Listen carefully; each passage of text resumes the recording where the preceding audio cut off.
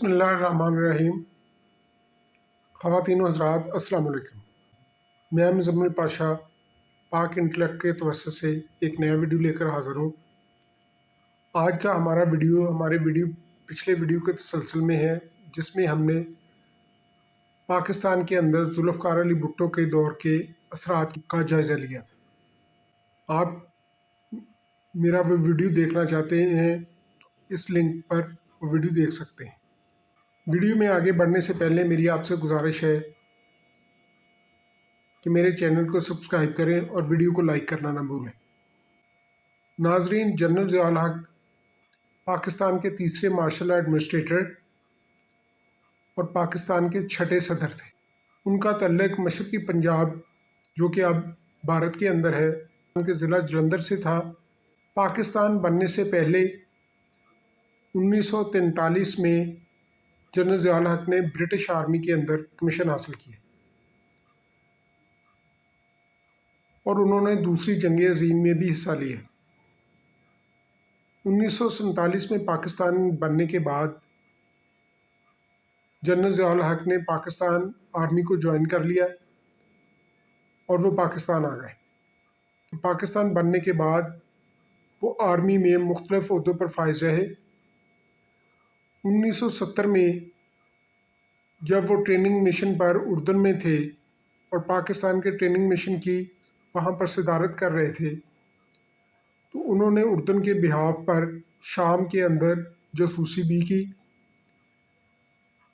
اور black September کی جنگ میں یاسر عرفات کی فلسطینین لبریشن آرگنائزیشن، جس کو PLO کے نام سے جانا جاتا ہے، اس کے خلاف اردن کی فوجوں کی قیادت کی۔ اس وجہ سے پاکستان کے اندر فوجی حکام نے ان کا کورٹ مارشل کرنے کا بھی ارادہ کیا تھا، لیکن جنرل گل حسن کی سفارش کی وجہ سے وہ کورٹ مارشل رک گیا۔ 1976 میں ذوالفقار علی بھٹو نے جنرل ضیاء الحق کو چیف آف آرمی اسٹاف بنا دیا۔ اس وقت جنرل ضیاء الحق سب سے جونیئر جرنیل تھے، لیکن ذوالفقار علی بھٹو نے جنرل ضیاء الحق کی ہیوملٹی اور پرہیزگاری کو دیکھ کر ان کو چیف آف آرمی اسٹاف بنا دیا۔ ذوالفقار علی بھٹو کا خیال تھا کہ جنرل ضیاء الحق ان کے ساتھ وفادار رہیں گے اور ان کے لیے کسی قسم کا مسئلہ پیدا نہیں کریں گے۔ اس سے بھی پتہ چلتا ہے کہ ذوالفقار علی بھٹو کے لیے میرٹ سے زیادہ ذاتی وفاداری کی اہمیت تھی۔ جب جنرل ضیاء الحق پاکستان کے چیف آف آرمی اسٹاف بنے تو انہوں نے فوج کے اندر اسلامائزیشن کے لیے کوشش شروع کر دی اور فوجی افسروں میں مذہبی لٹریچر تقسیم کرنا شروع کر دیا، اور ذوالفقار علی بھٹو نے ان کو ایسا کرنے کی اجازت دی، بلکہ ان کی حوصلہ افزائی بھی کی۔ مارچ 1977 کے الیکشن کے بعد جب پاکستان میں ذوالفقار علی بھٹو کے خلاف تحریک چلی اور اس تحریک کے نتیجے کے بعد ذوالفقار علی بھٹو اور اپوزیشن کے درمیان مذاکرات ہو رہے تھے، ان مذاکرات کے دوران ہی 4 جولائی 1977 کو ضیاء الحق نے پاکستان کے اندر مارشل لا نافذ کر دیا اور ذوالفقار علی بھٹو کو اپنے عہدے سے برطرف کر دیا۔ اگرچہ ذوالفقار علی بھٹو اور اپوزیشن کی جو مذاکراتی کمیٹی ہے، ان کے درمیان مذاکرات کامیاب ہونے والے تھے، اور اس کا اظہار مذاکراتی ٹیم کے ممبرز نواب زادہ نصر اللہ خان اور پروفیسر غفور احمد نے بھی بعد میں کیا تھا، جو یہ دونوں حضرات قومی اتحاد کے ممبر تھے اور ذوالفقار علی بھٹو کے خلاف احتجاجی تحریک میں شریک تھے۔ جنرل ضیاء الحق نے اپنے قریبی ساتھیوں کو اس کا جواب یہ پیش کیا کہ ذوالفقار علی بھٹو اپنے حامیوں میں اسلحہ تقسیم کر رہے تھے اور ملک میں سول وار کروانے جا رہے تھے، لیکن اس بات کا کوئی ثبوت نہیں مل سکا۔ جنرل ضیاء الحق نے حکومت سنبھالنے کے بعد ملک میں 90 دن کے اندر الیکشن کرانے کا وعدہ کیا، لیکن وہ الیکشن کبھی نہیں ہوئے۔ ذوالفقار علی بھٹو کی حکومت سے معزولی کے بعد ان کی عوام کے اندر مقبولیت میں اضافہ ہو گیا تھا۔ وہ جہاں بھی جاتے لوگ ان کے ارد گرد اکٹھے ہو جاتے اور انہوں نے بڑے بڑے جلسے کرنا شروع کر دی۔ جنرل ضیاء الحق ذوالفقار علی بھٹو کی مقبولیت سے خوفزدہ ہو گئے۔ 4 جولائی 1977 کو مارشل لا کے نفاذ کے چند دن بعد جنرل ضیاء الحق اور ذوالفقار علی بھٹو کے درمیان مری کے ریسٹ ہاؤس میں ملاقات ہوئی تو ان کے درمیان تلخ جملوں کا تبادلہ ہوا۔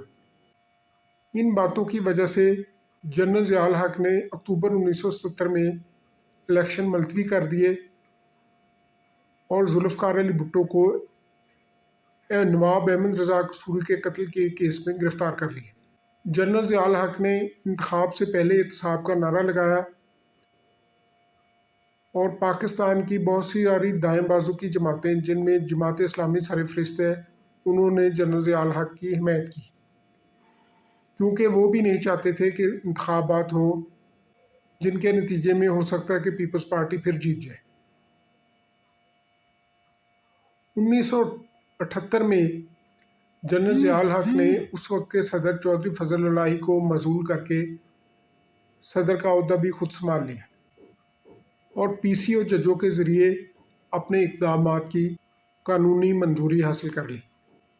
4 اپریل 1979 کو ذوالفقار علی بھٹو کو نواب احمد رضا قصوری کے قتل کے کیس میں پھانسی دے دی گئی۔ اگرچہ ذوالفقار علی بھٹو کی پھانسی کی وجہ سے ضیاء الحق کے راستے میں جو سب سے بڑی رکاوٹ تھی وہ دور ہو گئی، لیکن اس کے نتیجے میں پاکستان کے اندر سیاسی تلخی میں بہت زیادہ اضافہ ہوا اور پاکستان آئندہ 20 سال تک اس تلخی کی وجہ سے سیاسی عدم استحکام کا شکار رہا۔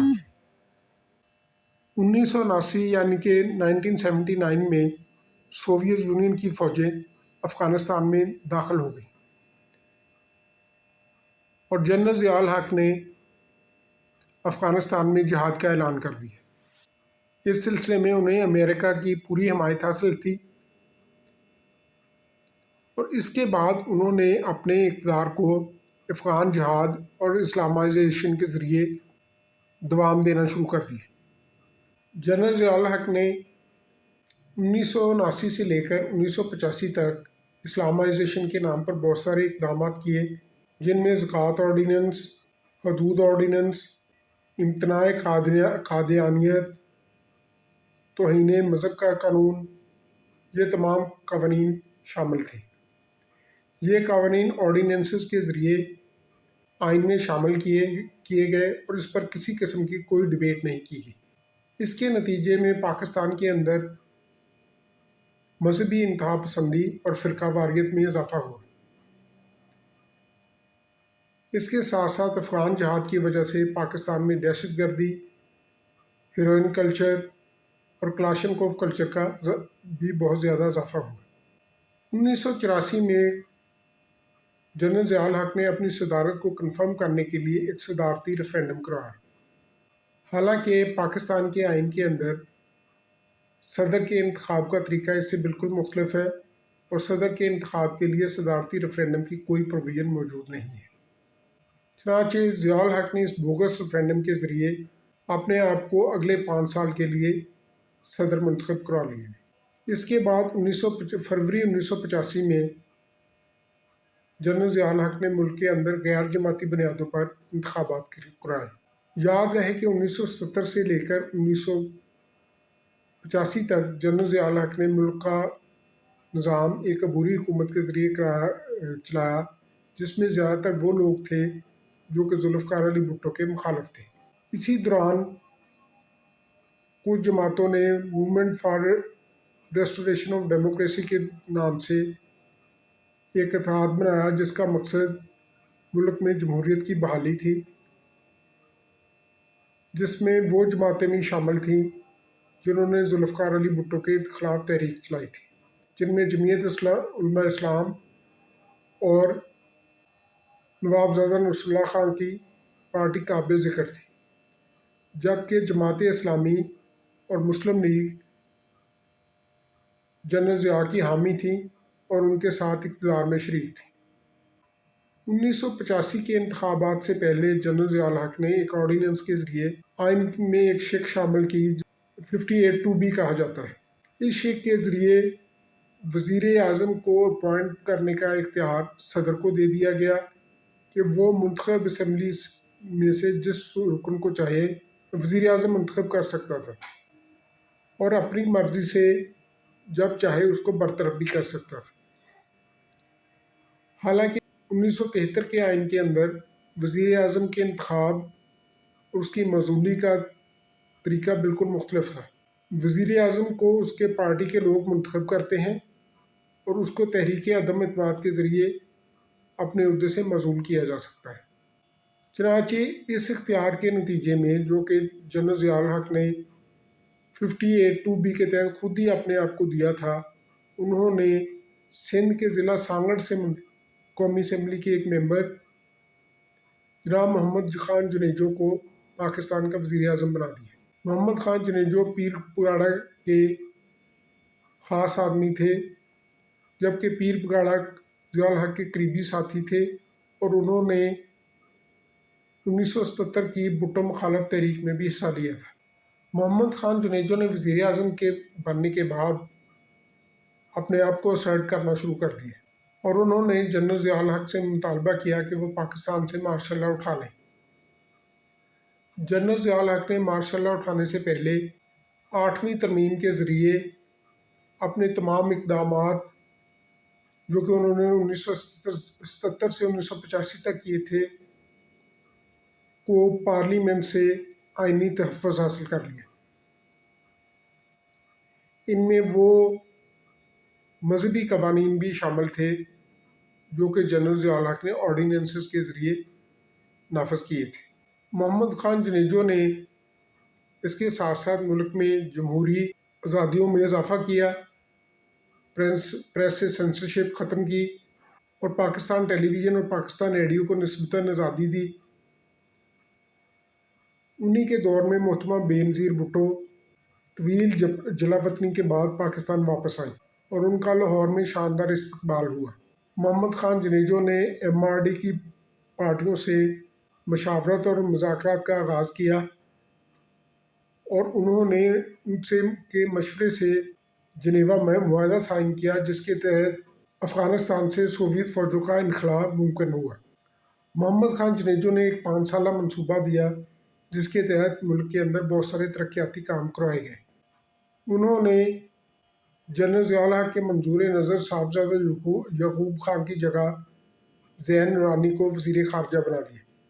ان تمام اقدامات کی وجہ سے جنرل ضیاء الحق محمد خان جنیجو سے بہت زیادہ ناراض تھے اور وہ اس بات سے خوش نہیں تھے کہ کوئی سویلین آدمی ان کے سامنے اپنے اختیارات کا استعمال کرے۔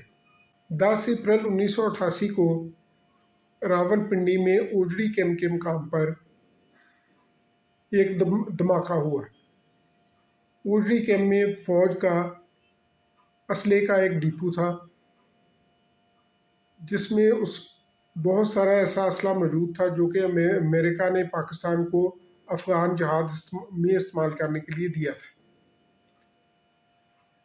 اس دھماکے کے نتیجے میں 100 سے زیادہ افراد مارے گئے اور بہت سارے لوگ زخمی ہوئے۔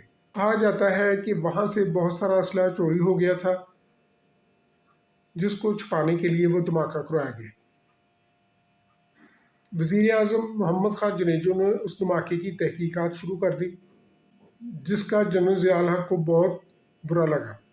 اسی دوران جنرل ضیاء الحق کو یہ پتہ چلا کہ محمد خان جنیجو ان سے چیف آف آرمی اسٹاف کا عہدہ واپس لینے والے ہیں اور ان کے 58(2)B کے تحت حاصل اختیارات ختم کرنے والے ہیں۔ یہ یاد رہے کہ 1976 سے لے کر 1988 تک جنرل ضیاء الحق پاکستان کے چیف آف آرمی اسٹاف رہے۔ چنانچہ جب محمد خان جنیجو ایک بیرونی دورے پر تھے تو جنرل ضیاء الحق نے مئی 1988 میں آئین کی شق 58(2)B کے تحت حاصل اختیارات کے تحت محمد خان جنیجو کی حکومت برطرف کر دی۔ محمد خان جنیجو 58(2)B کا شکار ہونے والے پہلے وزیر اعظم تھے، اور اس طرح پاکستان میں جو تھوڑی بہت جمہوریت موجود تھی جنرل ضیاء الحق نے اس کا بھی خاتمہ کر دیا۔ اس کے بعد ملک کے اندر جنرل ضیاء الحق کے بارے میں بہت زیادہ ناراضگی شروع ہو گئی، اور سول سوسائٹی اور عوام کے اندر ان پر بہت سارا دباؤ محسوس کیا گیا۔ مئی 1988 سے لے کر اگست 1988 کے درمیان کا جو پیریڈ ہے، اس میں جنرل ضیاء الحق کئی دفعہ PTV پر خطاب کرتے ہوئے دیکھے گئے، اور وہ اپنے خطاب میں اپنے اقدامات کو جسٹیفائی کرتے تھے۔ اسی دوران انہوں نے پاکستان کے اندر شریعت آرڈیننس نافذ کرنے کا بھی فیصلہ کیا، تاکہ ایک دفعہ پھر اسلامائزیشن کے ذریعے ملک کے اندر اپنے اقتدار کو طول دیا جا سکے۔ لیکن 17 اگست 1988 کو بہاولپور کے قریب جنرل ضیاء الحق ایک طیارے کے حادثے میں ہلاک ہو گئے۔ اپنی وفات سے چند دن قبل انہوں نے پاکستان کے ایک مشہور اخبار نوائے وقت کو انٹرویو دیتے ہوئے کہا تھا کہ میں اس وقت تک حکومت میں رہوں گا جب تک پاکستان کے تمام مسائل حل نہیں ہو جاتے، لیکن مین پرپوزز اینڈ گاڈ ڈسپوزز۔ جنرل ضیاء الحق کے طیارے کا حادثہ انتہائی مسٹیریس حالات میں ہوا تھا، اور اس کا آج تک پتہ نہیں چلا کہ اس کے پیچھے کون تھا۔ اس کے بارے میں بہت ساری قیاس رائیاں کی جاتی ہیں، لیکن اس کی پوری طرح تحقیق نہیں ہو سکی۔ جنرل ضیاء الحق کی وفات کے بعد نومبر 1988 میں ہونے والے الیکشن کے نتیجے میں پیپلز پارٹی کی رہنما محترمہ بینظیر بھٹو پاکستان کی وزیر اعظم بنی۔ یہ یاد رہے کہ جنرل ضیاء الحق نے محمد خان جنیجو کی برطرفی کے بعد ایک دفعہ پھر غیر جماعتی بنیادوں پر الیکشن کرانے کا اعلان کیا تھا، لیکن جنرل ضیاء الحق کی وفات کے بعد سپریم کورٹ نے پاکستان کے اندر جماعتی انتخاب کرانے کا فیصلہ کیا۔ تو اس طرح جنرل ضیاء الحق کی وفات کے ساتھ ہی 1967 سے پاکستان کے اندر جو پولیٹیکل انسٹیبلٹی کا دور شروع ہوا تھا وہ ختم ہو گیا۔ اس دور کے اندر پاکستان سیاسی، سماجی اور ثقافتی طور پر تباہ ہوا۔ پاکستان کے اندر جمہوری قدروں کی پامالی ہوئی، اور مذہبی انتہا پسندی میں اضافہ ہوا۔ ذوالفقار علی بھٹو کے دور میں نیشنلائزیشن کے نتیجے میں معاشی طور پر بھی پاکستان کو بہت زیادہ نقصان پہنچا۔ البتہ جنرل ضیاء الحق نے اس معاشی بدحالی کو کسی حد تک کنٹرول کیا، اور یہی کارنامہ جنرل ضیاء الحق کے کریڈٹ میں جاتا ہے۔ جنرل ضیاء الحق کے دور میں ان کے وزیر خزانہ ڈاکٹر محبوب الحق نے بہت سارے معاشی اصلاحات کے اقدامات کیے، جن کی وجہ سے ملک میں کسی حد تک معاشی استحکام پیدا ہوا۔ اس کے علاوہ جنرل ضیاء الحق نے جو سیاسی اور مذہبی اقدامات لیے، اس کے نتیجے میں پاکستان میں سیاسی عدم استحکام اور مذہبی انتہا پسندی میں اضافہ ہوا۔ تو ہمیں ذوالفقار علی بھٹو اور جنرل ضیاء الحق کو ہیرو بنا کر پیش نہیں کرنا چاہیے، اور تاریخ کا جائزہ تاریخی حقائق اور صحیح تجزیے پر لینا چاہیے۔ آپ کا بہت بہت شکریہ۔ خدا حافظ۔